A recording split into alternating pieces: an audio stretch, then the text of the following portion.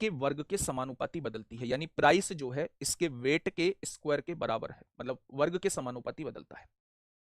संगमरमर 3 टुकड़ों में टूटता है, 3 टुकड़ों में संगमरमर टूटता है मेरे भाई। वो टुकड़े क्या क्या है, 3, 4, 5 के हिस्से में टूटता है, यानी टूटने से पहले 5 और 4 9 और 3 12 यूनिट का संगमरमर रहा होगा, वो 3 हिस्सों में टूट गया है।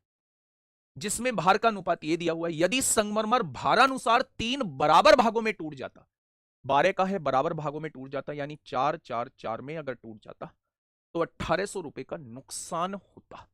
कितने रुपए का नुकसान होता, तो आप कह रहे हैं 1800 रुपए का नुकसान हो। वास्तविक संगमरमर का मूल्य ज्ञात करें, यानी कि वो इसकी कीमत आपसे पूछना चाहे। अब आप मुझे ये बताइए, जो वजन है उसके वर्ग के बराबर जो है वो कीमत है, कीमत 144 हो जाएगी। यहां कीमत 9 रहेगी, यहां कीमत 16 रहेगी और यहां कीमत 25 रहेगी। अगर यहां की कीमत देखी जाए तो यहां भी 16 कीमत रहेगी, यहां भी 16 कीमत रहेगी, यहां भी 16 कीमत रहेगी। जब उसे बराबर टुकड़ों में तोड़ा होगा तब कीमत होगी 48। यहां कीमत कितनी होगी 16 9 25 और 25 50। वो ये कह रहा है अगर इन हिस्सों में ना तोड़ के उसे बराबर हिस्सों में अगर तोड़ दिया जाए तो 1800 का नुकसान होता है। मेरे हिसाब से कितने का नुकसान हो रहा है, 2 का। और उसने कितने का नुकसान कहा है, 1800 का नुकसान होता है। तो एक पार्ट की वैल्यू कितनी आ जाएगी, 900 आ जाएगी। तो वास्तविक संगमरमर की कीमत क्या है, यानी वो 144 पार्ट की वैल्यू आपसे पूछना चाह रहा है।